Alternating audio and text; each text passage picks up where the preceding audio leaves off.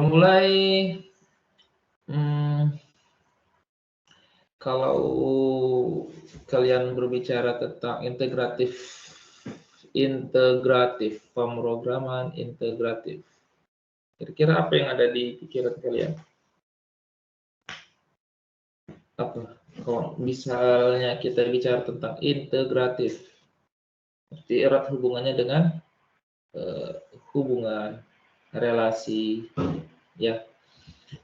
Jadi di integratif ini kita, mungkin kalian sudah belajar pemrograman internet dasar, pemrograman internet lanjut, pemrograman mobile, kan gitu ya. Nah, dari semua pemrograman ini kan kemungkinan itu ada bahasa pemrograman yang berbeda. Nah, jadi integratif ini bagaimana memadukan struktur-struktur pemrograman dari yang berbeda ini menjadi satu, ya, diintegrasikan. Nah, jadi fokus kita nanti membentuk sebuah API seperti itu ya.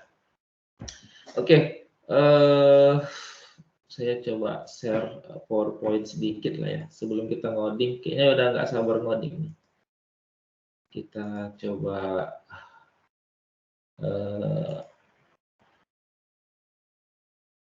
share sebentar untuk pemrograman integratif kita. Ya, kelihatan ya? Kelihatan ya? Oke, pemrograman integratif kelihatan nggak? Kelihatan, Pak. Oke, pemrograman integratif kita bahas ya seperti awal lah ya, definisi integratif ini merupakan kalau dalam bahasa bukunya seperti yang kalian baca ya, paradigma pengembangan perangkat lunak yang memadukan berbagai teknologi, platform dan paradigma pemrograman ya, menciptakan solusi yang lebih kompleks dan terintegrasi. Pendekatan ini bertujuan untuk mengatasi kompleksitas. Ya. Kalau kita lihat di zaman sekarang ini, integratif ini benar-benar sangat dibutuhkan. Bagaimana mungkin berbagai teknologi, berbagai struktur database itu dipadukan satu yang memadukan merupakan konsep-konsep yang diterapkan dalam integratif itu. Jadi memang benar-benar paradigmanya itu untuk memadukan teknologi. Jadi misalnya si A dengan si B ini ingin saling berkolaborasi, itu digabung dengan konsep integratif itu sendiri. Ya, mengapa pemrograman integratif ini penting di dalam era di mana sistem perangkat lunak semakin kompleks ya, beragam dan juga kebutuhannya pentingnya. Dan ini diharapkan dapat menjadi hubungan yang baik yang mengkoordinasi masing-masing komponen ini. Kalau kita lihat di zaman sekarang, berbagai aplikasi, website ini tidak ada yang lepas dari pengaruh ataupun ketergantungan dari perusahaan lainnya. Semua itu saling berkolaborasi ya, saling membutuhkan. Kalau kita lihat misalnya seperti data mahasiswa ketika kalian nanti misalnya cek di PDDikti, nama kalian ada tuh berdasarkan NPM misalnya.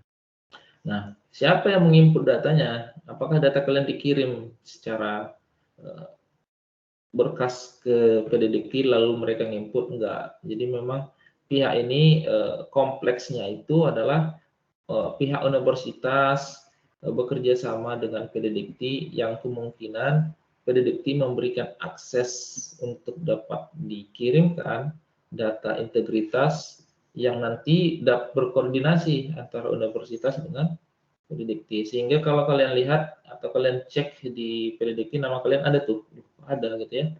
Nah, antara nama kalian dengan di sana. Nah, jadi UMSU yang berkolaborasi dengan Pedidikti. Jadi apa yang diberikan Pedidikti? Apakah mereka langsung mengakses akses yang luas untuk universitas? Tidak. Jadi kolaborasi ini digabung dengan konsep pemrograman integratif, sehingga dua perusahaan, dua kebutuhan, dua instansi yang kemungkinan berbeda kebutuhan dan database-nya ini bisa dikolaborasikan dengan integratif, sehingga menciptakan solusi yang lebih fleksibel. Kemudian konsep dasar pemrograman integratif ini yang pertama itu integrasi sistem. Ya. Jadi integrasi sistem merupakan proses menghubungkan dan mengkoordinasikan berbagai sistem yang berbeda. Jadi sistem pemrograman PHP ingin dikolaborasikan dengan sistem yang dibuat dengan Python, bisa nggak? Nah, gitu ya. Jadi konsep dasarnya itu adalah bagaimana menghubungkan berbagai sistem yang berbeda ini menjadi satu kesatuan. Hal ini melibatkan pertukaran data. Jadi nanti ada pertukaran data, komunikasi antar sistem, serta koordinasi dalam menjalankan tugas-tugas yang kompleks, gitu ya. Jadi dasarnya itu konsepnya seperti itu. Jadi para pakar terdahulu sebelum menciptakan program integratif ini berpikir bahwa dengan berbagai macam pemrograman dengan output yang sama, bagaimana kira-kira kalau ini diintegrasikan seperti itu. Jadi konsep ini awalnya muncul. Lalu yang kedua, interoperabilitas. Interoperabilitas ini mungkin teman-teman nanti bakalan bahas lebih luas di mata kuliah web semantik ya.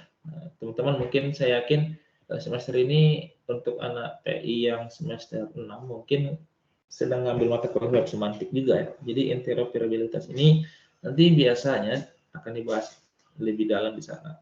Interoperabilitas ini merujuk pada kemampuan berbagai sistem atau komponen perangkat lunak untuk berkomunikasi dan bekerja sama tanpa batas gitu ya, dan hambatan. Ya, lalu memungkinkan integrasi antar sistem-sistem yang dibangun dengan teknologi, platform, atau bahasa pemrograman yang berbeda.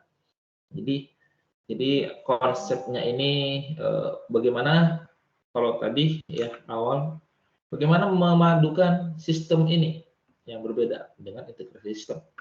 Yang kedua konsepnya interoperabilitas, bagaimana memadukan atau menyatukan berbagai sistem yang berbeda, bahkan bahasa pemrograman yang berbeda, bagaimana memadukannya seperti itu. Walaupun kadang ini membutuhkan konsep yang pada saat itu ya, pada saat itu tuh masih terbilang sulit, dan sekarang sudah berhasil kan gitu ya. Nah, sebenarnya setiap gebrakan-gebrakan baru itu dimulai dari konsep-konsep sederhana seperti ini. Baru yang ketiga, konsep dasarnya itu program integratif ini adanya koordinasi antar komponen. Koordinasi antar komponen merujuk pada kemampuan berbagai komponen perangkat lunak untuk bekerja secara terkoordinasi dalam mencapai tujuan yang sama. Nah, jadi di dalam koordinasi antar komponen ini bagaimana solusinya? Tadi kalau di awal, bagaimana cara mengintegrasikan sistem? Oke, ini konsepnya. Baru bagaimana untuk memadukan sistem-sistem yang berbeda itu, ataupun teknologi yang berbeda, ataupun bahasa pemrograman yang berbeda, itu dengan interoperabilitas. Nah, yang ketiga, bagaimana mengkoordinasi antar komponen ini sehingga manajemen aliran datanya itu nyambung, kesalahannya dapat ditangani dan dapat dikoordinasi dan terintegrasi. Jadi untuk memadukan ini, jadi setiap bahasa pemrograman itu harus memiliki default dalam memadukan data. Jadi misalnya gini, PHP sebuah sistem, misalnya sistem akademik lah ya, sistem akademik ingin dipadukan dengan sistem manajemen keuangan bank misalnya. Jadi misalnya ada sistem akademik ingin agar mahasiswanya itu dapat membayar langsung melalui tokennya bank misalnya, atau QRIS-nya bank atau berbagai macam akses yang tanpa ditransfer manual, tapi langsung melalui sistem yang saling menghubungkan. Nah, sementara sistem, misalnya sistemnya si akademik dibangun dengan menggunakan bahasa pemrograman PHP misalnya, atau Laravel lah ya, PHP Laravel misalnya. Terus sistem bank ini menggunakan Python misalnya. Bagaimana cara mengkoordinasi antar komponen yang berbeda ini? Nah, gitu ya. Terus solusinya gimana? Nah, berdasarkan konsep koordinasi antar komponen ini, diciptakanlah sebuah konsep yang membuat terciptanya aliran data ini merupakan bentuk yang sama. Contohnya, PHP nanti ketika meminta data ke dalam sistem bank, maka mereka harus mengirimkan dalam bentuk JSON. Lalu si Python juga ketika memberikan data, dia juga mengirim data dalam bentuk JSON. Nah, gitu ya. Jadi ketika si sistem akademik mengambil data dari sistem bank, maka bank akan memberikan data dalam bentuk JSON. Nah, data dalam bentuk JSON ini kemudian dikonversi sesuai dengan bahasa pemrograman yang dimiliki. Kalau pada saat awal si sistem akademik ini memiliki bahasa pemrograman PHP Laravel, maka JSON-nya akan dikonversi sesuai kebutuhan yang dibutuhkan bahasa pemrograman itu. Begitu juga kalau misalnya si datanya riwayat, misalnya riwayat pembayaran yang dikirim dari sistem akademik yang akan masuk ke dalam sistem Python, maka dia harus dalam bentuk JSON juga. JSON yang dikirim ini nanti akan dikonversi sesuai dengan bahasa pemrograman si bank tersebut. Bank tersebut nanti misalnya akan menerima dalam bentuk data JSON, maka ketika sampai ke bahasa pemrograman itu, maka JSON-nya akan dikonversi sesuai dengan bahasa pemrograman yang dimiliki si bank. Sehingga terjadilah koordinasi antar komponen. Nah, dari tiga konsep ini, jadi konsep dasarnya, bagaimana cara mengintegrasikan sistemnya, baru yang kedua, bagaimana cara membangun sistem-sistem yang berbeda dengan bahasa pemrograman yang berbeda juga. Nah, solusinya dengan koordinasi antar komponen. Nah, ini adalah konsep-konsep dasar. Oke, perbedaannya dengan paradigma pemrograman lainnya gimana? Nah, pemrograman ini kan ada banyak. Ada pemrograman prosedural, ada pemrograman berorientasi objek, ada pemrograman fungsional. Ya, yang pertama, pemrograman prosedural. Pemrograman prosedural fokus pada urutan langkah-langkah atau prosedur-prosedur dieksekusi untuk mencapai suatu tujuan. Pendekatan ini sering digunakan dalam pengembangan perangkat lunak yang sederhana atau terbatas dalam skala. Jadi, contohnya apa? Pemrograman prosedural ya seperti misalnya kalian membuat sistem untuk data POS, misalnya data penjualan yang hanya diakses ataupun dimiliki oleh internal dari perusahaan itu. Misalnya ada perusahaan kecil, misalnya seperti minimarket kecil, terus dia hanya mendata data yang pembeli dan data penjual. Ini proseduralnya itu benar-benar hanya pada internal itu aja, ya. Jadi langkah-langkah atau prosedurnya itu dieksekusi untuk mencapai tujuan. Tujuannya apa? Agar memperoleh laporan, data penjualan misalnya, memperoleh data pembeli, memperoleh laporan laba. Ini benar-benar sesuai prosedural, jangan jadi benar-benar standalone. Dan ada yang kedua, berorientasi objek. Pemrograman berorientasi objek atau OOP ini, pemrograman berorientasi objek ini bukan kepanjangan dari OOP ya. Kalau OOP itu adalah singkatan Object Oriented Programming. Jadi artinya ya sama, pemrograman berorientasi objek. Kalau di bahasa Inggris kan ya Object Oriented Programming. Nah, ya maksudnya mengorganisir perangkat lunak menjadi kumpulan objek yang saling berinteraksi untuk mencapai tujuan. Nah, konsep OOP ini dipakai untuk pengembangan sistem yang sudah skala kompleks, pengarisan, enkapsulasi. polimorfisme untuk memfasilitasi pembangunan pengaturan yang lebih modular dan berintegrasi. Maksudnya gimana nih Pak? Misalnya gini, kalian membuat sistem sebuah sistem di sebuah perusahaan minimarket misalnya. Kalian membuat sistemnya itu benar-benar logikanya itu dari yang kalian pikirkan. Ya kalau bisa lihat dalam bahasa kita sekarang itu PHP natif lah ya. PHP natif. Dan hanya kalian yang ngerti logikanya, gitu lah ya. Lalu di suatu hari kalian resign. Sistem ini mau dikembangin. Nah, ketika kalian resign, sistem ini nggak akan bisa berkembang. Kenapa? Karena dia sesuai prosedural. Langkah-langkahnya itu benar-benar dieksekusi untuk mencapai sebuah tujuan tanpa mementingkan, tanpa memikirkan bagaimana eksekusinya ketika ingin dikembangkan. Nah, gitu ya. Jadi kalian berpikir, wah ini saya buat sistem ini ketika biar hanya saya yang mengerti. Misalnya seperti itu ya. Ya, programming kan berpikirnya macam-macam. Jadi kadang ada yang berpikir seperti itu. Tapi ya sekarang ini solusinya sudah banyak untuk mengatasi itu.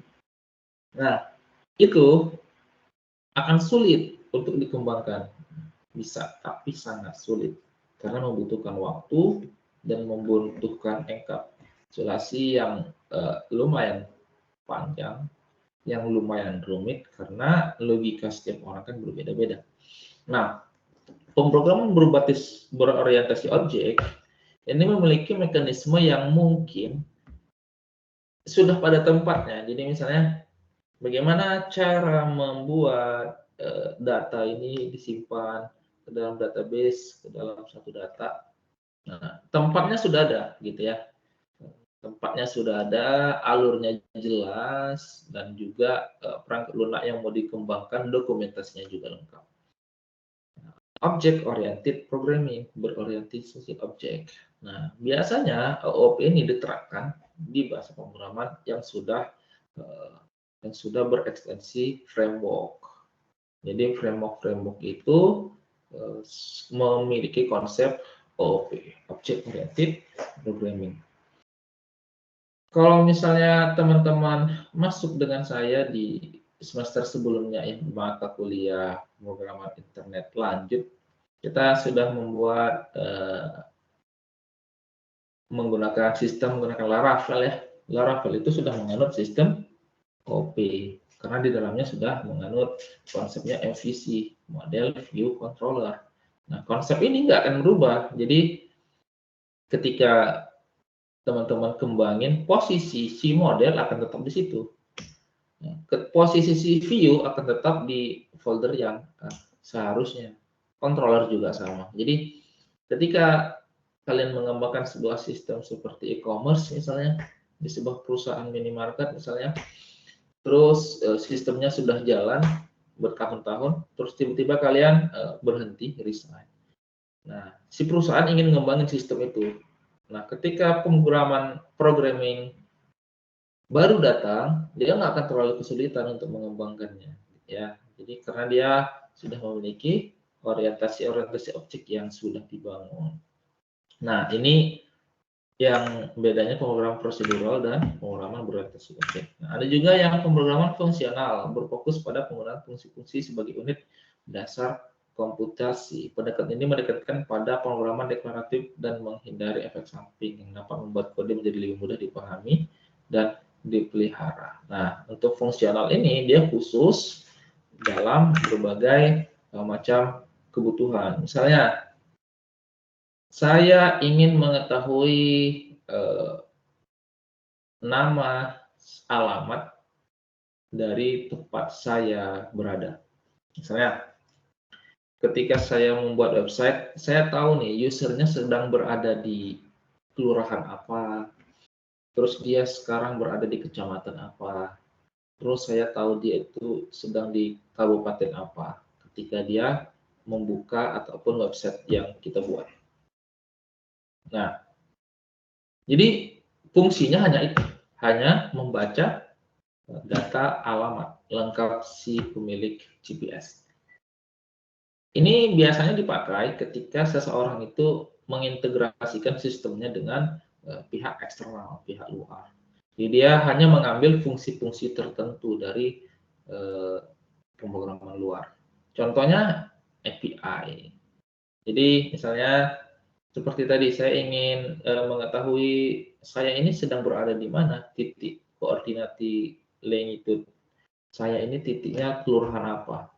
Nah, itu akan otomatis dibaca, akan terlihat karena saya menghubungkan fungsional yang khusus untuk membaca halaman. Ya, jadi sebenarnya ketiga ini saling berhubungan, tapi skala-skala ini dikembangkan sesuai dengan kebutuhan. Apakah pemrograman prosedural ini penting? Ya penting, karena setiap program pasti tujuannya adalah output, gitu ya, output yang diinginkan. Nah, dalam pengembangan output yang diinginkan, kita harus menerapkan konsep AOP agar nanti pewarisan, enkapsulasi, dan pengembangan selanjutnya itu lebih mudah dipelihara. Dan yang ketiga, untuk membuat pemrograman kita itu, program kita lebih kompleks dan bisa terhubung keluar, kita harus membuat pemrograman fungsional yang berfungsi untuk menghubungkan kita dengan orang lain, dengan pihak luar. Ya, jadi itu adalah beberapa konsep dasar mengenai pemrograman integratif. Nah, sejauh ini kira-kira ada pertanyaan mengenai konsep dasar teorinya? Kira-kira ada gambaran nggak? Oh, pemrograman integratif nanti akan ngebahas ini, gitu. Akan ngoding ini. Ada gambaran nggak? Atau Pak nggak ngerti sama sekali? Wah, itu pusing juga saya. Any question?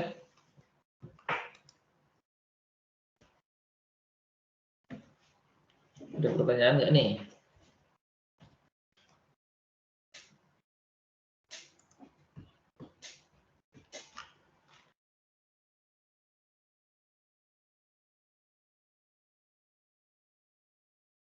Ada pertanyaan nggak? Ini mana nih camnya? Ada yang bertanya atau mungkin yang malu-malu?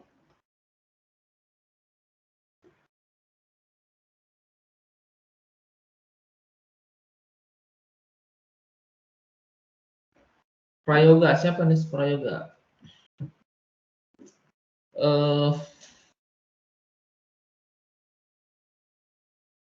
Jadi nanti untuk prayoga dia nanya apa mesti jago ngoding nggak? Untuk ngoding sebenarnya nggak terbatas ya, kalian belajar di mana saja. Berbagai sistem sudah dipermudah, apalagi sekarang ada AI. Untuk coding benar-benar wah sangat dipermudah sekali. Nah, ini nggak ada batasan. Jadi untuk pengkodingan itu memang benar-benar ya nggak mesti jago ngoding sebenarnya, karena semuanya ada di AI. Jadi sebenarnya kita hanya tahu konsep dasarnya, ya kita belajar nanti cara menghubungkan JavaScript jQuery ke PHP Laravel gimana. Nah, ini kita bahas nanti di sini. Setelah tahu konsepnya dasar, wah pengembangan sistem bagaimanapun akan bisa dikembangin nanti. Ya, kayaknya sudah banyak yang nggak sabar nih ngoding. Ntar ya, nanti habis ini kita ngoding. Oke, ada lagi pertanyaan? Kalau enggak, kita coba masuk ke materi kedua dikit. Nah, sebelum kita lanjut tentang OOP nih. Habis dari OOP kita baru ngoding. Ada pertanyaan enggak?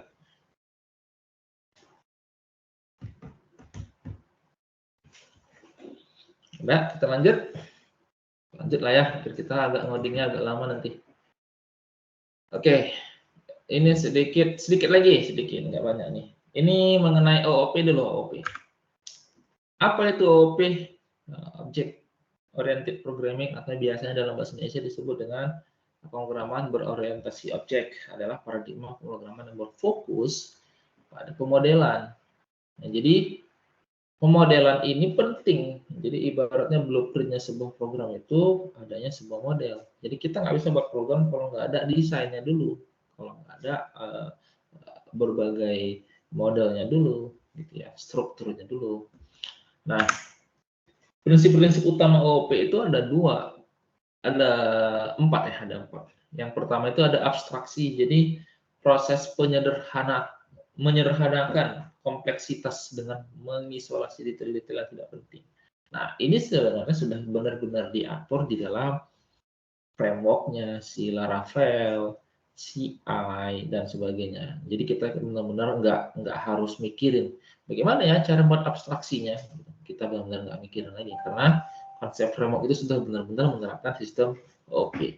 Yang kedua, pewarisan. Konsep di mana sebuah objek dapat mewarisi atribut dan metode dari objek lain. Ya, seperti superclass dan ada parent class. Misalnya untuk ada yang misalnya nanti ada public, ada yang child class, ada yang public class, ada super class dan parent class. Ini benar-benar sudah diatur juga di dalam framework Laravel. Dan yang ketiga itu ada polymorphisme, kemampuan objek untuk menunjukkan perilaku yang berbeda-beda tergantung pada konteksnya. Hal ini memungkinkan menggunakan metode yang sama untuk berbagai tipe objek. Ya, ini juga sangat penting. Jadi misalnya cara untuk menyimpan data. Kalau misalnya di pemrograman PHP dasar itu kan MySQL query, MySQL feeds array. Itu kan kalau cara itu akan terus sama cara menggunakan itu ya. Pasti sama. Jadi bagaimana caranya agar ini bisa diminimalisir, digunakan lebih efisien digunakan lebih dipersingkat dengan berbagai fungsi, sehingga ketika dipanggil dia hanya membutuhkan fungsinya saja. Itu polymorphisme, dan ini benar-benar sudah diatur dalam framework juga. Ada juga yang terakhir, enkapsulasi, konsep yang memungkinkan menyembunyikan detail implementasi di luar objek. Nah, ini misalnya cara menyimpan data. Kalau yang kelas kelas ini dua-duanya kemarin masuk ya sama saya di pemrograman web lanjut ya. Kita belajar Laravel kemarin ya. Nah, untuk membuat pagination, kemarin sudah kita belajar menggunakan pagination ya. Nah, bagaimana cara membuat pagination itu benar-benar disembunyikan dengan baik ya. Walaupun hasilnya cara penggunaannya sangat mudah kemarin kita buat. Hanya membuat paginate, baru jumlah halamannya berapa dalam satu halaman. Nah, itu benar-benar disembunyikan detail untuk implementasinya. Nah, itu juga enkapsulasi namanya. Jadi, ini adalah prinsip-prinsip utama OOP. Yang kedua, yang pembahasan materinya, perbandingan antara OOP dengan paradigma pemrograman lainnya itu apa? OOP memiliki perbedaan signifikan dengan paradigma pemrograman lainnya seperti pemrograman prosedural. Ya, lebih memungkinkan untuk memodelkan lebih abstrak dan modular karena dapat mengorganisir kode ya. Jadi benar-benar dikoordinir menjadi satu sehingga lebih mudah untuk dikembangkan. Lalu penerapan OOP dalam pemrograman integratif. Bagaimana OOP dapat digunakan dalam konteks pemrograman integratif? Ya, OOP memungkinkan untuk membuat sistem yang lebih modular dan mudah dipelihara pasti karena OOP akan membuat sistem-sistem khusus yang membuat si pemrograman itu dapat lebih mudah paham apa yang akan dibangunnya.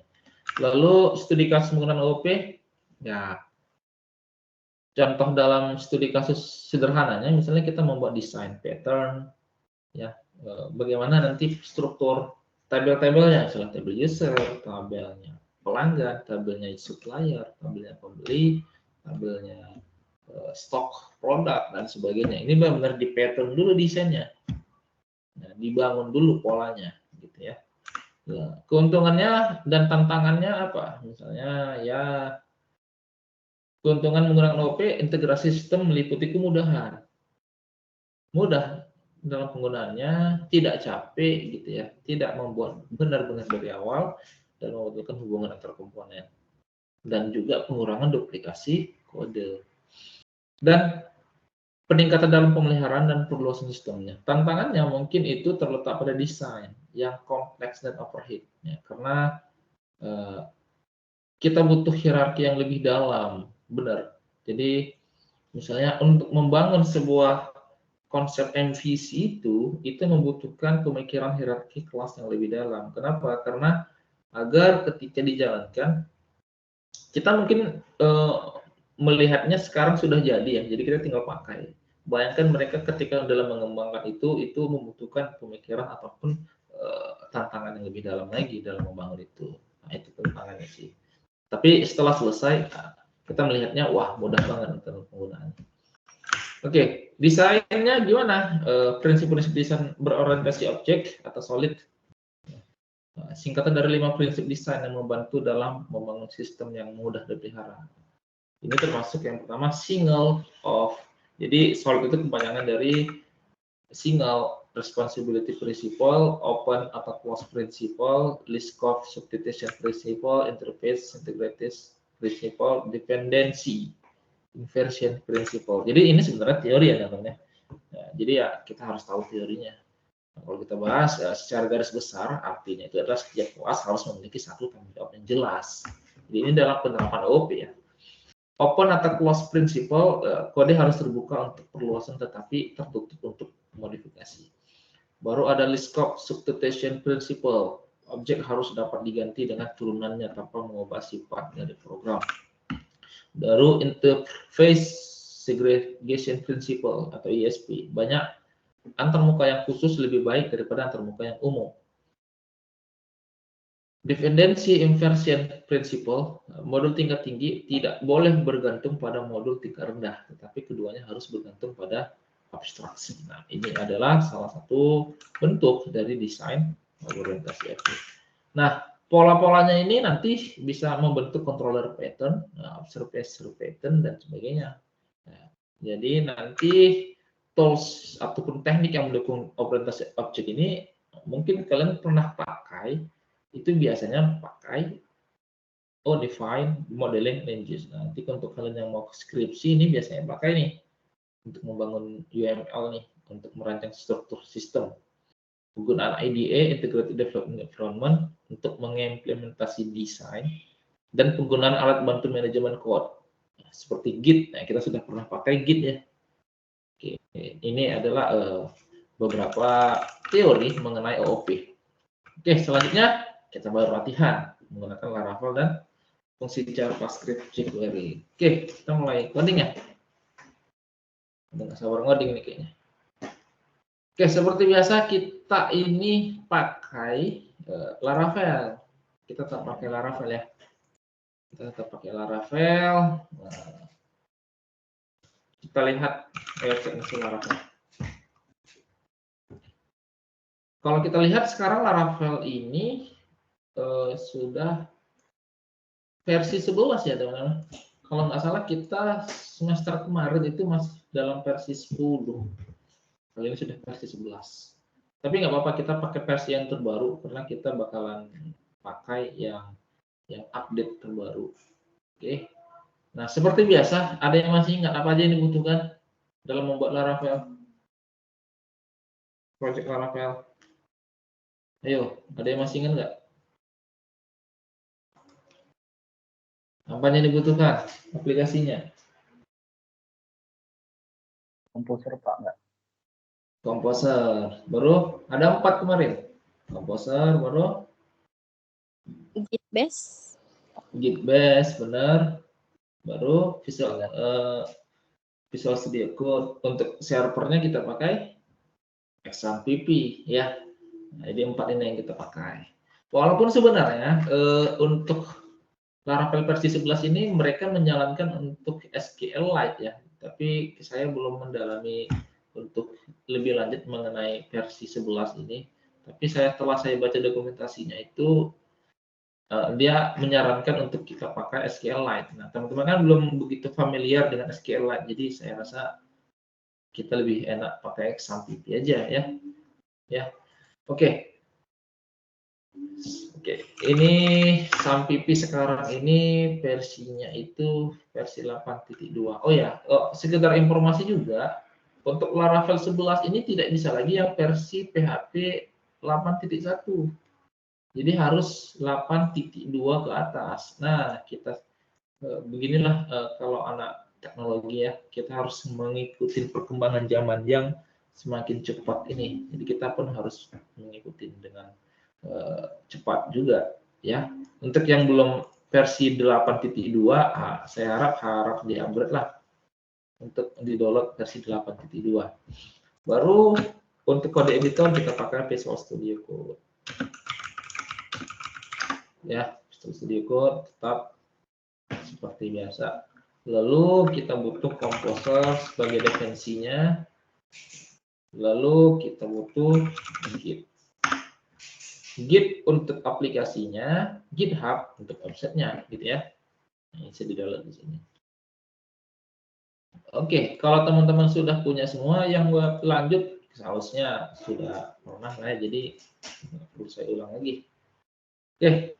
Oke, kita coba download si Laravel nih. Sama ya caranya. Walaupun di sini kata dia versinya, kalau teman-teman misalnya takut menggunakan Windows 11 ataupun Laravel 11 ini takut banyak yang nggak tahu, ya bisa di download versi yang 10. Ya, di sini dia ngasih tahu nih cara mendownloadnya. Jadi dimasukkan aja versinya. Nah, kalau misalnya versi 11, dia langsung aja versi 11. Tapi nanti cara ini nggak saya pakai, saya langsung aja Composer create project Laravel/Laravel nama projectnya. Itu biasanya otomatis mendownload versi yang terbaru. Biasanya seperti itu. Oke, kita lanjut di sini ya. Setelah masuk ke sini, kita coba akses Git Bash.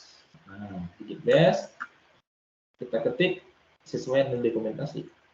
Composer create project Laravel/Laravel projectnya. Ya, kita coba di sini. Composer create project Laravel/Laravel. Nah, kalau saya buat seperti ini akan otomatis mendownload Laravel versi terbaru. Ya, kalau dia versi 11 terakhir akan versi 11 yang masuk. Kalau kemarin kita coba yang masuk versi 10 ya. Oke, nama projectnya kita buat aja integratif underscore Laravel. Enter. Nah, otomatis mendownload nih. Nah, sama seperti yang kita buat di pemrograman web lanjut ya. Jadi benar-benar karena kebetulan saya yang dosen sebelumnya, jadi saya harap untuk Laravel semua sudah familiar lah ya. Nggak ada lagi yang nggak tahu untuk Laravel nih. Nanti kalau misalnya bingung, lihat di video YouTube saya juga sudah banyak tuh membahasnya. Walaupun belum lengkap semua ya, karena belum melengkapi sampai edit. Kemarin itu kalau nggak salah hanya sampai hapus ya, tambah doang. Integratif Laravel. Bedanya apa Pak untuk Laravel 11 sama Laravel 10 ini? Jadi kalau di Laravel 11 ini nanti dia lebih file-file foldernya nanti kita lihat ya. Perbedaannya itu ada di struktur foldernya. Jadi di pemrograman di Laravel 11 ini strukturnya jadi lebih dibuat sistematis. Jadi kalau misalnya kita tidak butuh beberapa folder tertentu, maka itu nggak ditampilin sama si Laravelnya gitu. Jadi cukup elegan lah, cukup lebih baik sekarang yang versi 11. Nah, sekarang sudah selesai. Nah, kalau kita lihat migrasinya sekarang 3 ya. Kalau kita lihat dulu yang pertama-tama migrasinya ada 5 ya. Nah, ini hanya 3 doang. Jadi lebih ringkas. Oke, selanjutnya kalau kita lihat dokumentasi katanya kita disuruh masuk nih ke dalam project kita yang tadi barusan kita download. Setelah kita download, kita lihat tadi project kita namanya apa? Project kita namanya integratif Laravel. Berarti sekarang kita cd dulu. cd integratif Laravel. Kita masuk dulu ke foldernya sini melalui command prompt. Nah, ya. Berarti sekarang kita sudah berada di sini. Nah, untuk ngecek Laravel kita versi berapa itu bisa ya. Itu misalnya project kita ini Laravel berapa ya gitu. Kita pengen ngecek. Itu bisa dilakukan dengan PHP artisan about. Ya, nah di sini kelihatan nih. Di sini environment-nya berapa, aplikasi name-nya Laravel versinya juga versi 11, PHP kita versi 8, bahkan komposernya juga sudah dikasih tahu dia tuh. Ya, ini keren banget. Terus ada yang masih ingat nggak gimana caranya untuk membuka ke dalam VS Code? Ayo, ini kalau lupa nih kelewatan. Gimana caranya membuka dengan VS Code? Melalui command prompt. Gimana caranya? Ayo.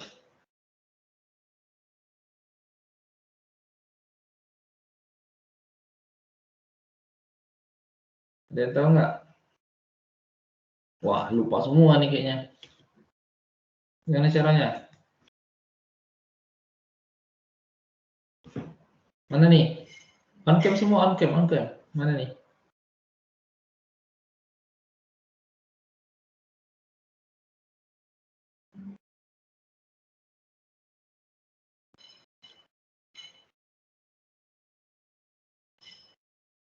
Oke, pakai valid boleh juga ya, teman-teman yang pakai valid juga boleh.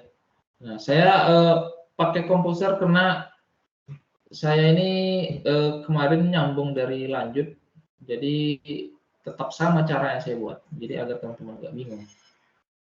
Nah, untuk masuk ke dalam VS Code, ini kita ketik kode spasi titik. Nah, otomatis membuka tuh. Ya, untuk menjalankan sistemnya gimana caranya? Ayo on-cam semua nih. Siapa nih yang nggak on-cam nih? PHP artisan. Oke, siapa tadi suaranya? Afri, Pak. Siapa? Nopri. PHP artisan benar. Jangan lupa ya. Nah, sudah jalan nih 127. Kalau kita jalanin sekarang Laravel kita 127.0.0.1.2.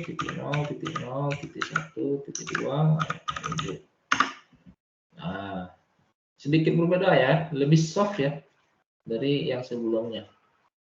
Nah, bentuknya. Ini karena tipe dari Chrome saya ini yang like theme, jadi dia bentuknya light. Kalau kalian ganti yang mode darknya, ini jadi dark juga nih.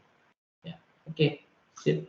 Nah, kalau kita lihat di sini, ini app tempatnya si model controller. Nah, di sini jadi lebih sedikit ya. Di HTTP ini hanya controller doang. Di model juga hanya provider. Jadi ada beberapa yang disembunyikan. Bukan berarti nggak dipakai, tapi disembunyikan asli Laravel. Nah, hanya dibutuhkan ketika mereka dipanggil saja. Begitu juga dengan database migration. Nah, migration cuma 3 nih sekarang. Biasanya untuk migration itu ada 5. Untuk resource view tetap pakai Blake. Ya, oke. Yang masih ingat ini letaknya di mana? Kita melalui yang namanya road dulu. Nah, di sini. Nah, untuk isi road juga jadi lebih ringkas ya. Kalau kemarin itu di Laravel 10 banyak komen di sini. Di atasnya banyak komen, baru di sini juga banyak catatan-catatan use seperti itu. Nah, kali ini hanya seperti ini doang, gitu ya. Nah, kalau misalnya kita return di sini atau kita komentari, saya echo halo. Maka di sini juga halo, seperti ini ya, sama aja dengan versi 10, nggak ada beda. Oke, misalnya welcome ini letaknya di mana nih? Masih ingat nggak? Yang lanjutan kemarin. Welcome view ini, view welcome letaknya di mana? Di? Yo. Di mana nih? Berarti kan dia logikanya gini. Resource view, benar. Ya. Dia letaknya di resource view. Jadi carikan saya sebuah file di view yang namanya welcome. Kan gitu artinya. Setelah kita telusuri di view, oh ada welcome. Nah, untuk welcome kita nggak butuh. Kita nggak butuh yang welcome. Jadi kita hapus saja welcome-nya. Masalah. Nah, kita hapus ini. Nanti kita ganti dia dengan halaman, home, dan mahasiswa lah ya. Kita buat satu folder baru namanya home dan satu folder baru di view namanya mahasiswa. Oke, di home saya pengen buat satu file baru ya namanya index, misalnya index.blade.php. Nah, saya pengen masuk ke index.blade.php, misalnya saya buat di sini HTML, di sini home, baru H1 halaman home, misalnya. Bagaimana cara saya untuk menggapai si home, si index yang ada di dalam folder home? Melalui return ini. Mana caranya, masih ingat? Return view. Oh ya, untuk menggunakan ini kalian extensionnya jangan lupa diinstal ya. Yang pertama itu PHP IntelliFans. Ini pastikan sudah diinstal extensionnya. Baru Laravel Blade Snippet, agar nanti ketika menjalankan snippet seperti ini ya, snippet untuk Blade ini bisa dipakai. Lalu Laravel Blade Format. Nah, ini juga penting. Jadi agar nanti struktur kita tersusun rapi oleh si Laravel Blade Format ini ya, 3 ini ya teman-teman. Lalu kembali ke codingan. Di sini untuk menggapai indeks home index gimana caranya? Dan tahu?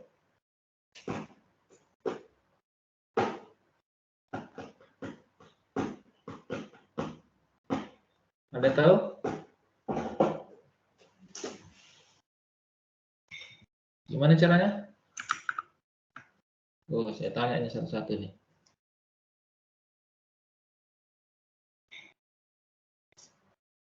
Oke.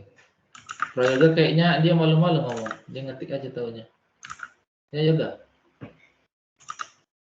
Kita return view menuju ke yang pertama kita akses itu adalah foldernya dulu. Kita cek. Yang mau kita tuju itu dia berada di mana? Apakah dia di luar view atau di dalam folder? Kalau di dalam folder kita akses dulu foldernya, lalu nama filenya. Gitu ya. Oke, kalau kita lihat hasilnya,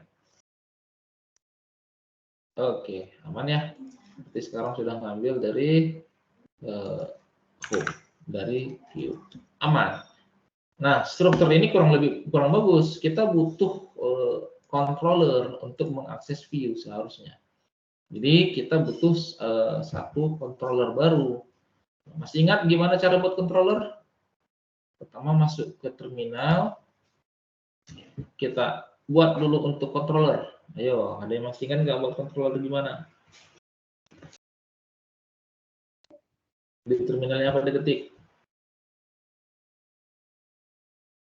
Ya, siapa nih saya tanya nih? Si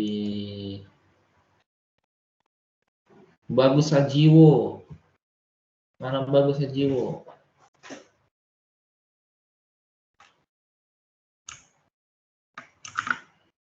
Gimana buat controller? Bagus Sajiwo ada?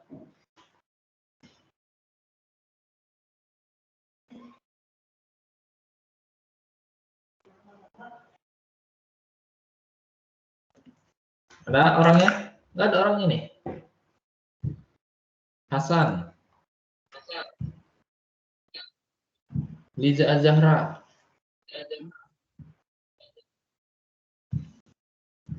Oke, ini nanti saya tandain nih orang ini nggak jawab nih. Untuk membuat Laravel, untuk membuat controller itu cukup diketikkan PHP artisan make 2 controller Nama controllernya, kita pengen buat controller apa ya? Kita butuh controller home. Berarti kita buat aja di sini home controller. Enter. Otomatis terbentuk tuh. Nah, ini kita exit aja. Kalau kita lihat controller home di mana sekarang? Di sini. Kan gitu ya.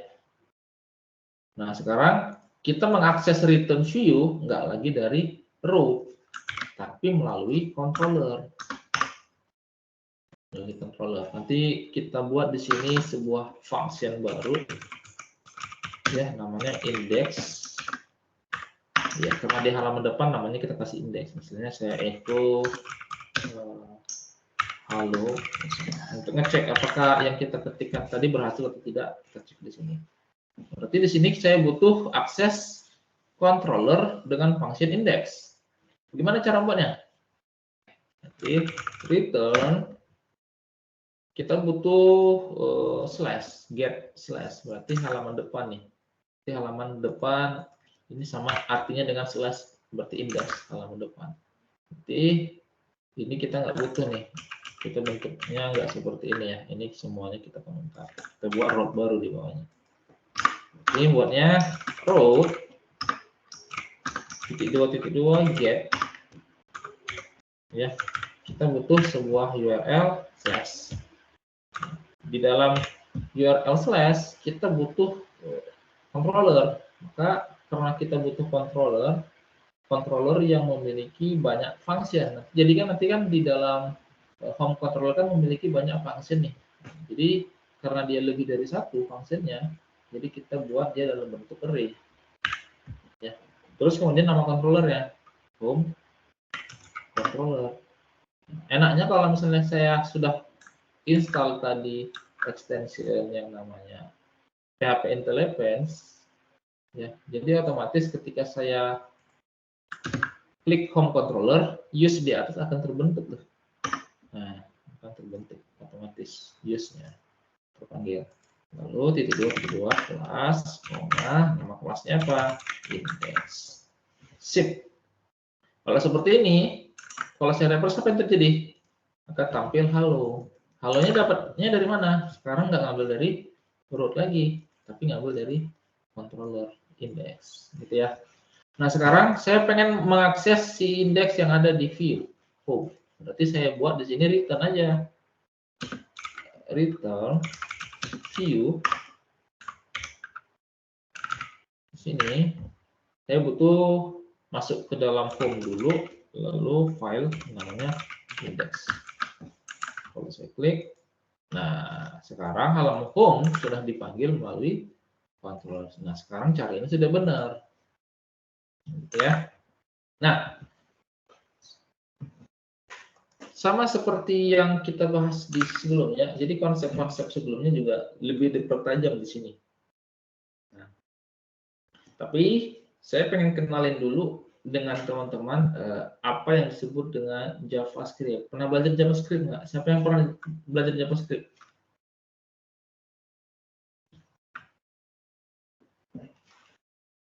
Siapa yang pernah? Salsabila,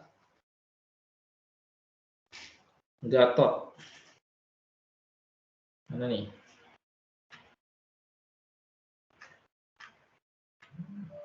Habibi. Nah, Habibi, mana Habibi?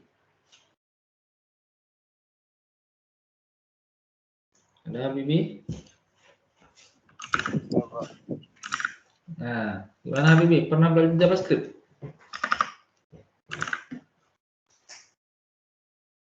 Nggak pernah ya? Nah, kali ini kita coba belajar JavaScript ya. Oke. JavaScript yang kita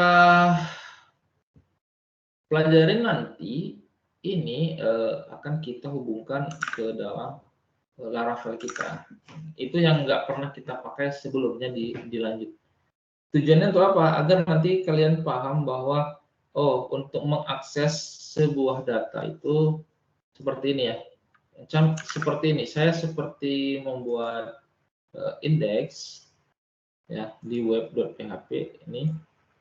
Jadi ketika saya panggil dia berdasarkan root-nya slash, maka akan menampilkan home. Ya, kalau misalnya saya butuh controller lagi, untuk mahasiswa misalnya. Mahasiswa kan saya belum punya nih. Saya butuh satu lagi nih. Oke, artisan make controller mahasiswa controller. Oke, saya sudah punya 2 controller sekarang, mahasiswa controller dan home controller. Nah, saya pengen buat route baru nih di sini untuk menghubungkan ke mahasiswa controller. Saya buat gap lagi. Di sini namanya sekarang mahasiswa. Jadi ketika nanti mahasiswanya dipanggil di sini,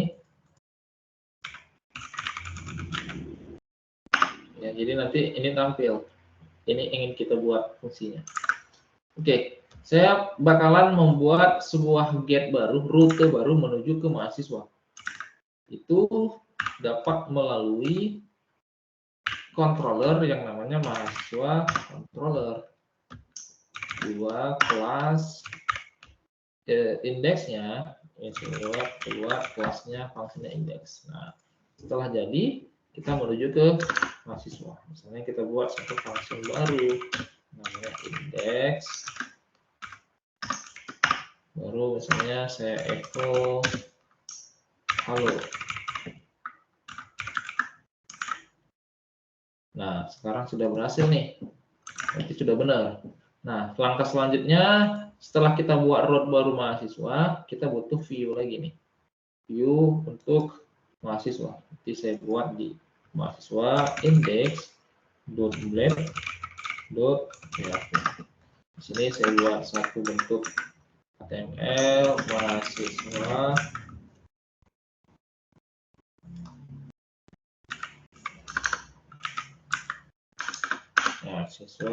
baru halaman mahasiswa. Nah, sekarang saya pengen ngarahin ke sini. Berarti saya butuhnya di controllernya itu adalah return view menuju ke folder mahasiswa .index.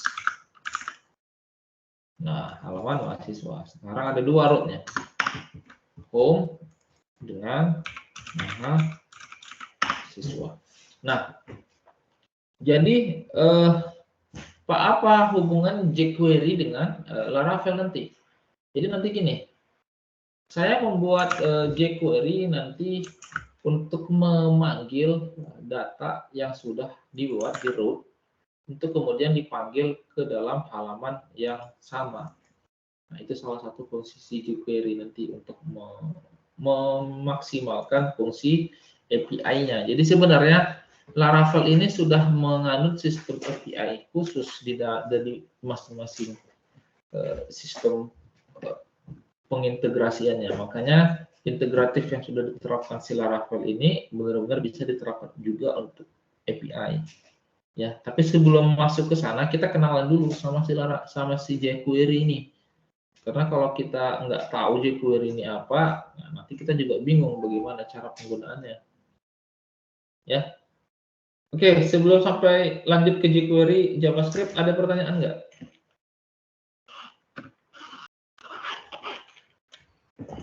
Any question?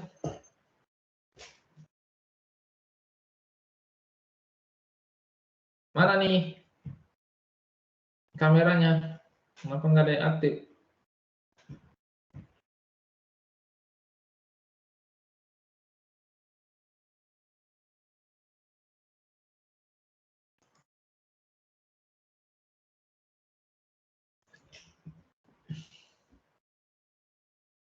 Mana nih kameranya?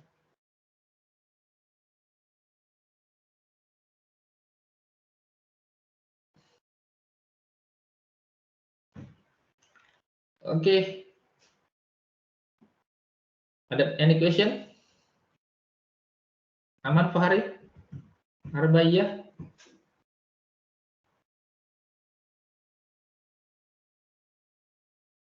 Aman? Lanjut? Afrida?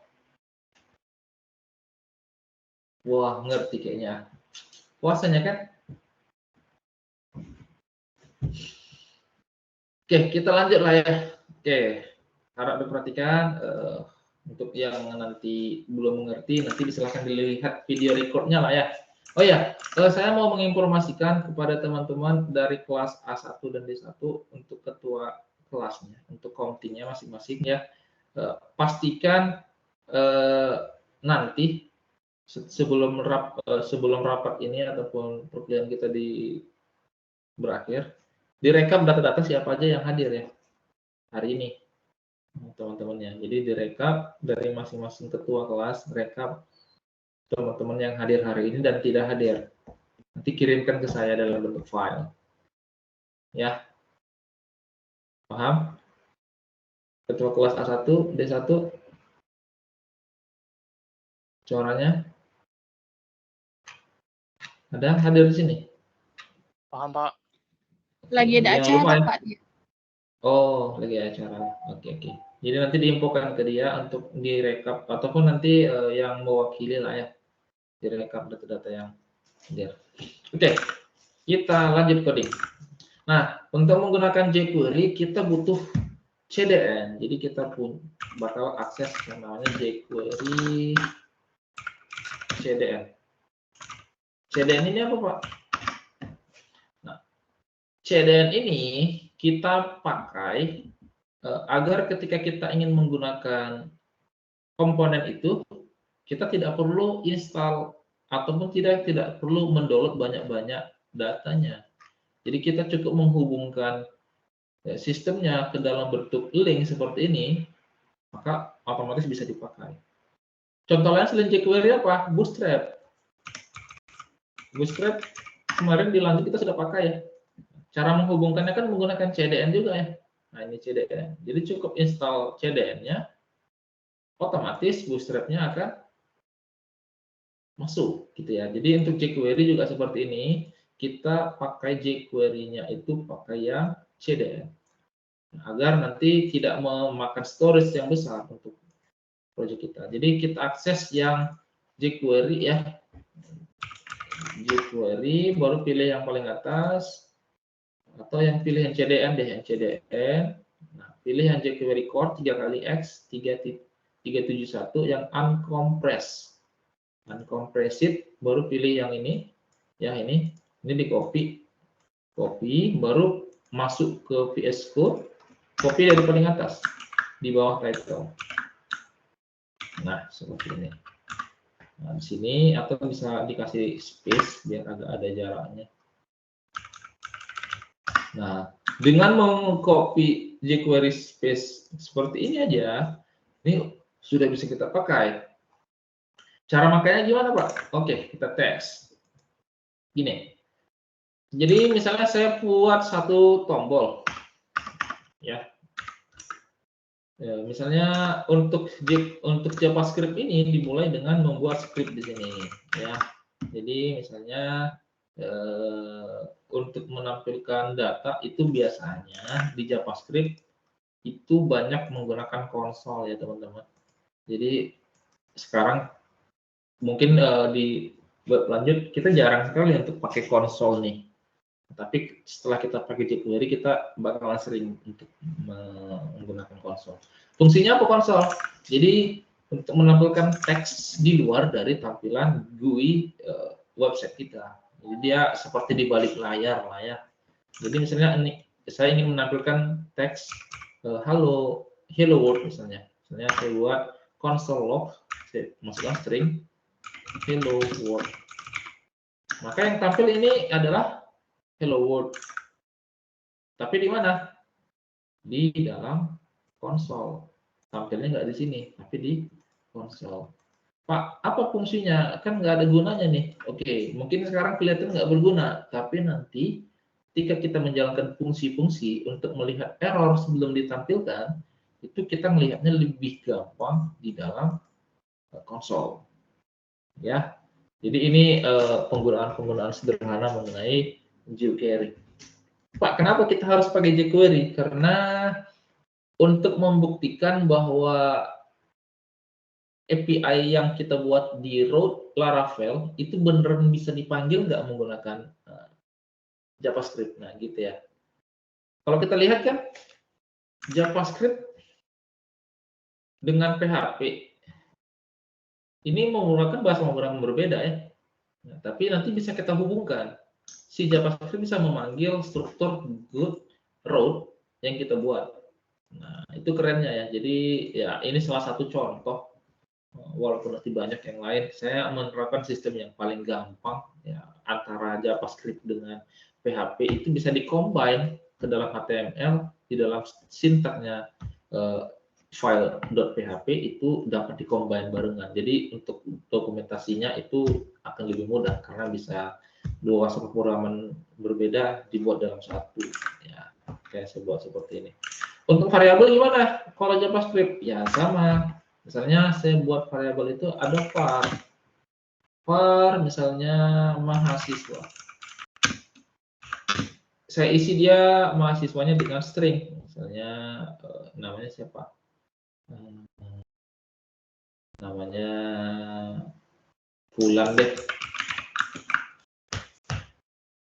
Nah, pertanyaannya, gimana cara saya memanggil si mahasiswa ini agar ketika dipanggil hello world atau tidak hello world-nya diganti menjadi nama si mahasiswa?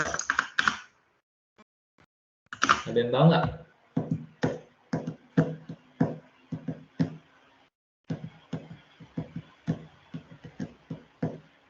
Oke, berarti kan di sini ya. Kalau saya buat di sini variabel mahasiswa langsung, maka hello mahasiswa ini akan dianggap sebagai string. Ya, string ya. Nah, kita kan nggak pengen dia itu dalam bentuk string, tapi dalam bentuk variabel.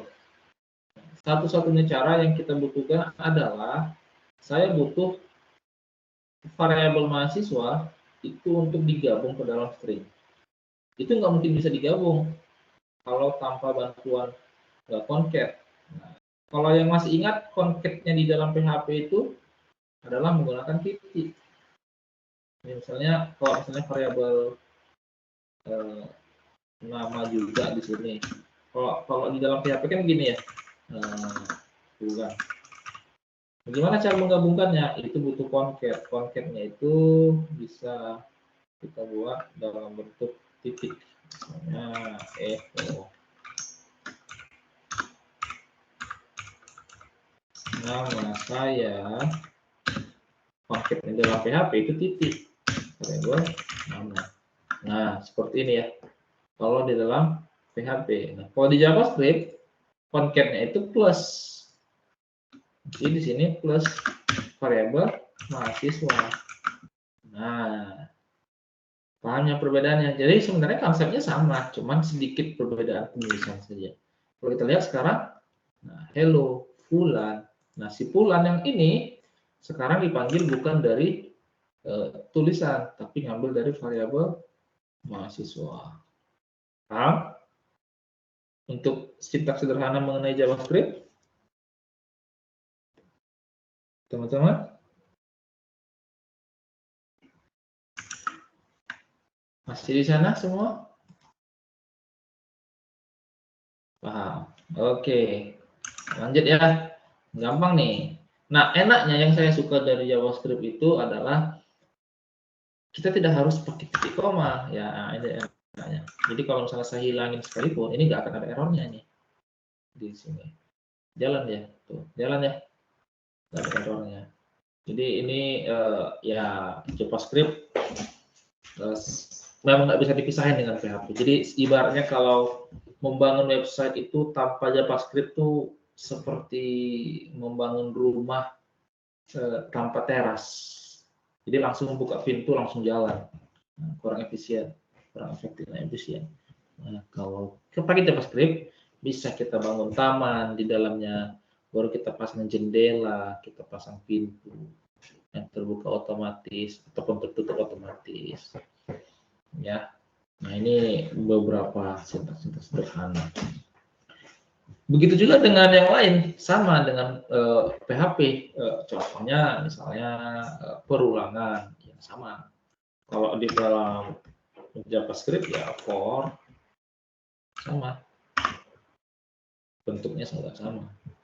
Pak di sini kok cons, sementara di sini var, ya sama aja. Bedanya var ini secara umum semua bisa diisi string maupun dengan integer, dia bisa dipakai. Kalau cons, dia lebih ke konstanta, jadi lebih ke dalam bentuk integer yang lebih kompleks, khusus. Kenapa saya sering menggunakan var? Karena lebih umum, dia bisa pakai string di dalamnya, bisa untuk integer juga di dalamnya, bahkan float juga bisa di dalamnya. Jadi var ini benar-benar kompleks. Jadi saya lebih senang pakai var. Ya. Jadi kalau misalnya bentuk for ya sama aja. Jadi misalnya saya bentuk indeks seperti ini. Ring length-nya ini, ring length-nya, misalnya saya buat di sini mahasiswanya, ya saya copy ke sini, ini saya hapus ke di sini ya. Array-nya ini beberapa indeks beberapa. Nah,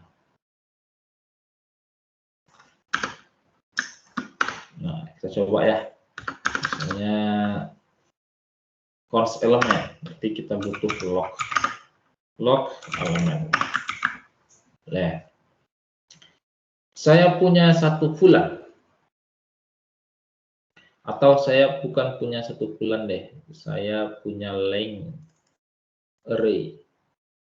Saya punya array dari sebuah variabel. Misalnya variabel mahasiswa. Saya variabel mahasiswa ini sekarang bentuknya array.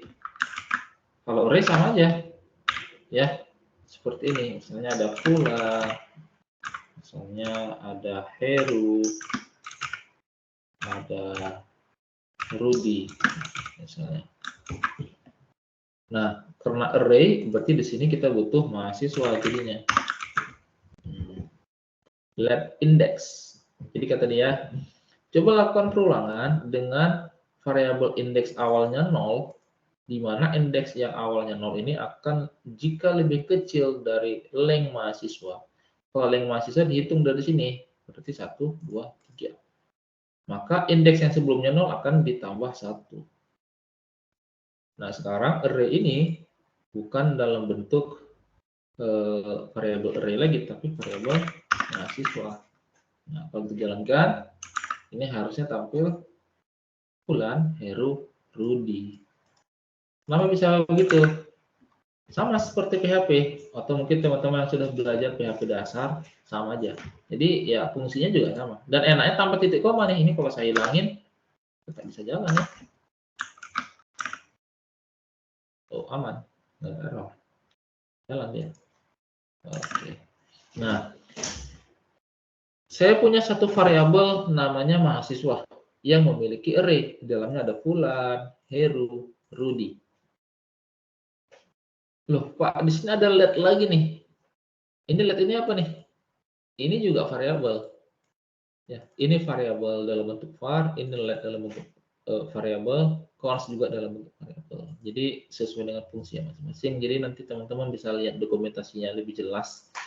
Ya, kapan kita pakai let, kapan pakai const. Kalau saya let ini lebih ke variabel awal yang biasanya itu nilainya tetap di awal, itu biasanya pakai let.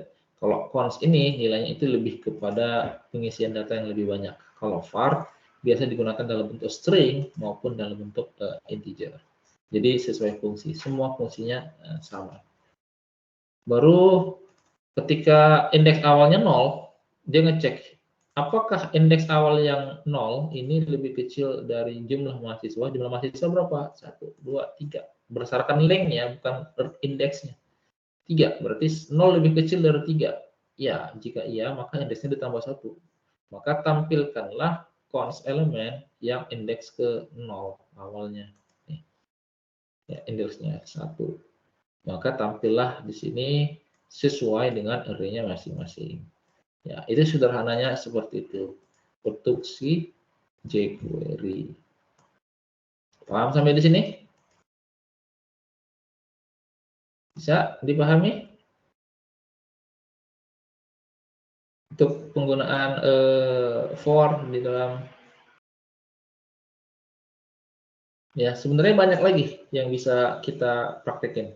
Nah, Yang paling penting nanti adalah kita bakalan ngebuat Ajax. Nah, ini lumayan pentingnya Ajax ini. Ataupun kelas dan ID. Nah, ini penting. Saya misalnya punya satu button deh di sini. Ini di button nih. Nah, misalnya saya punya satu button. Kayaknya lebih enak kalau kita pakai apa ya, tampilannya milik si Bootstrap ya. Kalau kita lihat di sini benar-benar kaku ya, nggak ada Bootstrap sama sekali. Kita akses deh Bootstrap di sini. Bootstrap. Untuk yang sudah belajar di semester sebelumnya udah tahu lah ya. Bootstrap. Kita punya Bootstrap, kita bakal install sini via CDN. Include via CDN, kita butuh link Bootstrap-nya di sini. Boleh kita copy.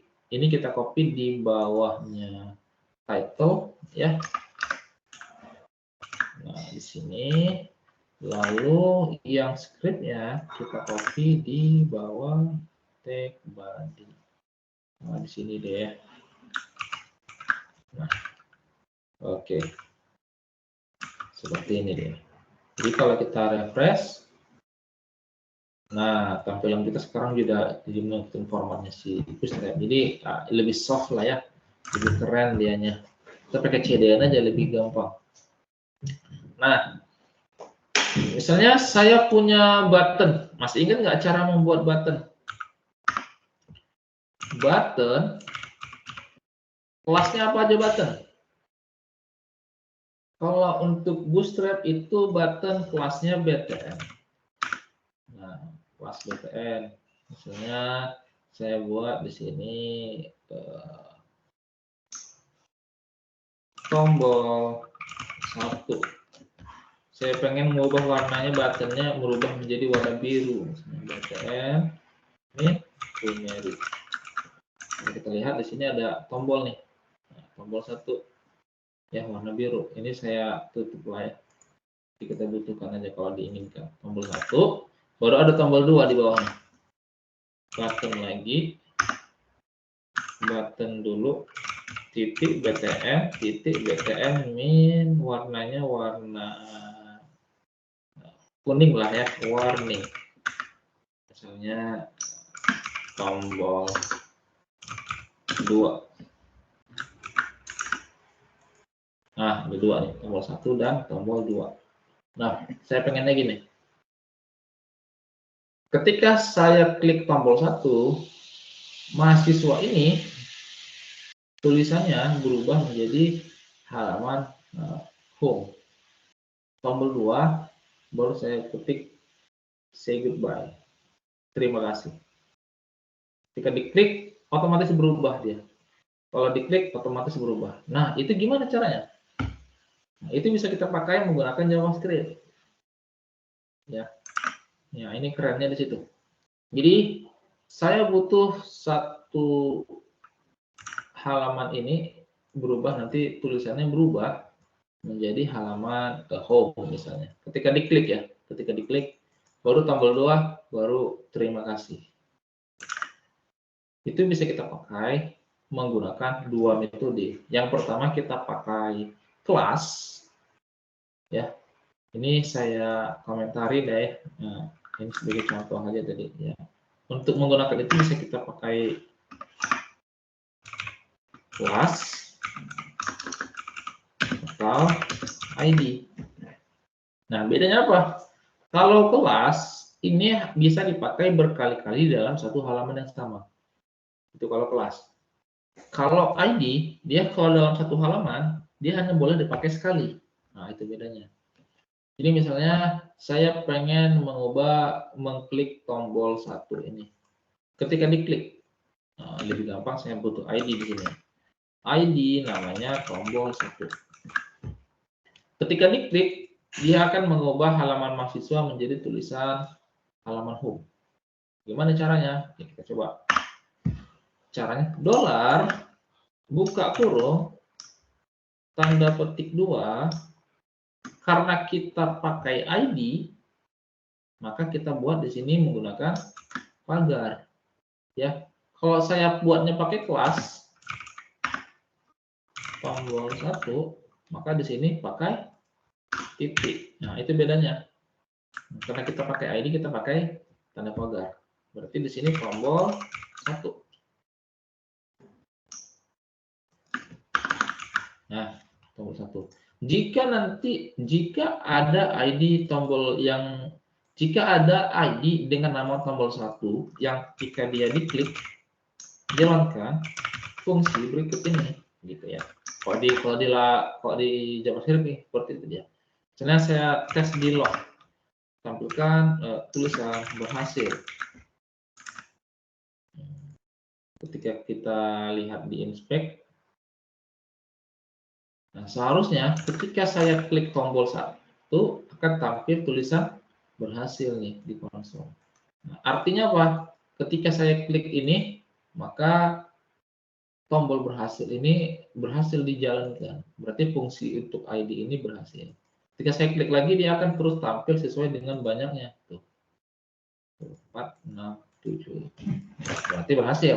Nah, sudah berhasil. Ketika sudah berhasil dicek, oh ini berarti fungsinya jalan. Tinggal kita pengen ubah siapa, gitu ya. Saya pengen ubah yang mana? Saya itu pengen mengubah tulisan H1 ini menjadi halaman home. Gimana caranya? Berarti saya butuh satu kelas ataupun ID. Nah, coba kita bedakan. Yang satu menggunakan ID, yang satu menggunakan kelas. Gitu ya. Berarti sekarang halaman H1 saya ganti menjadi kelas. Kelas header. Di sini. Nah, sekarang di sini maka saya cek ketika ID tombol 1 diklik, maka pada atribut yang memiliki kelas namanya header, maka saya ganti teksnya menjadi halaman home. Nah, seperti itu. Saya klik. Kalau saya klik, nah berubah dia. Nah, gitu ya. Saya klik, nah berubah. Jadi ini salah satu fungsi si JavaScript yang saya suka. Kalau tombol 2 ketika diklik berarti saya butuh ID. Tombol 2. Ini saya copy aja ya. Saya copy. Ketika tombol 2 diklik, maka tampilnya menjadi terima kasih. Oke, saya klik tombol 1, home. Saya klik tombol 2, terima kasih. Home, tombol 2, terima kasih. Oke, saya rasa sampai di sini. Any question?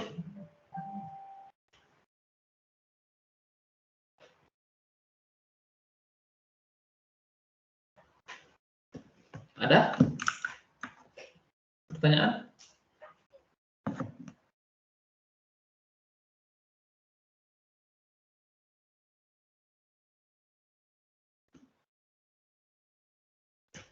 Paham semua?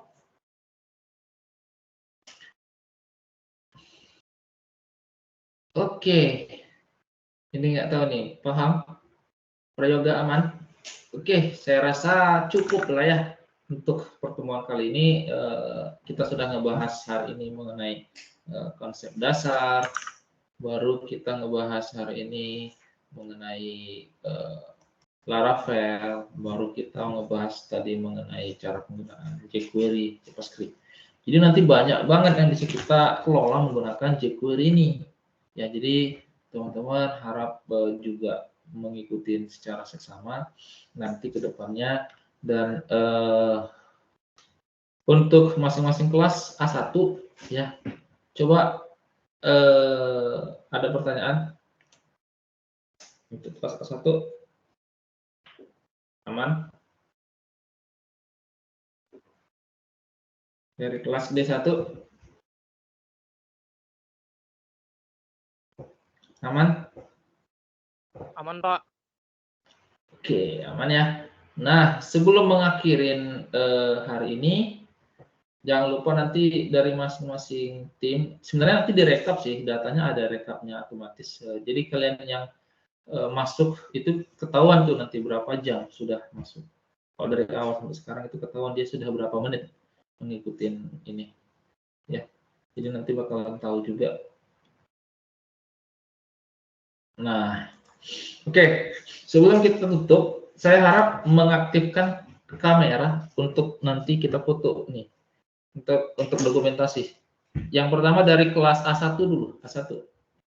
Dari kelas A1 aktifkan kamera, kita foto bareng-bareng. Ya, yang kelas A1, yang kelas D1 dimatikan kameranya. Pak izin Pak, lagi nggak bisa ngidupin kamera Pak. Lagi nggak bisa ngidupin kamera? Oke, Iya. apa perwakilannya? Silakan ya. Coba kamu foto bersama. Oke. Sudah? 1, 2.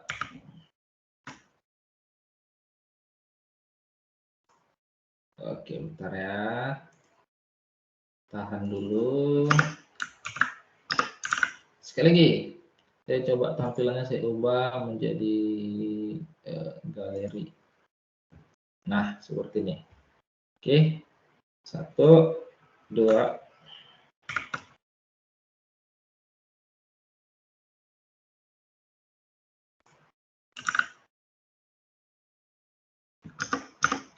Oke, terakhir.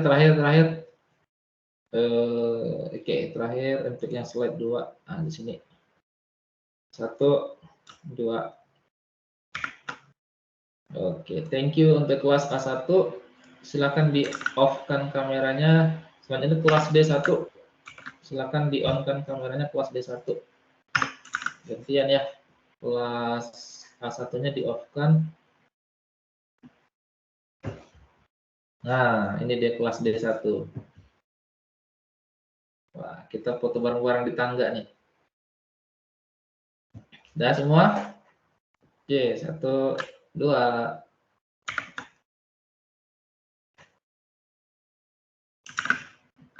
Oke, coba yang versi galeri.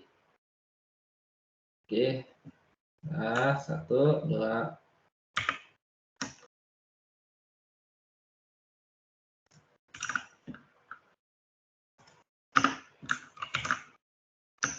Terakhir yang slide 2.